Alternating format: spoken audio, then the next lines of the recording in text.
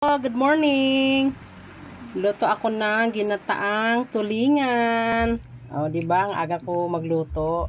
Kasi maaga rin akong namalengke. Yan. Tulingan. Creamy na Ang sarap.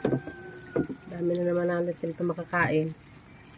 Tulingan at magluluto pa ako ng tahong, lalagyan ko siya ng papaya. Ayan. Ginataang tulingan at saka tahong ang ulam namin.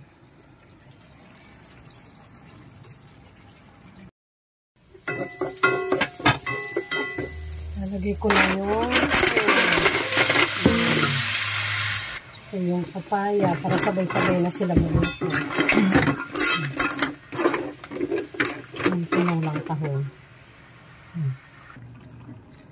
Ito na guys, ang aking tinulang tahong.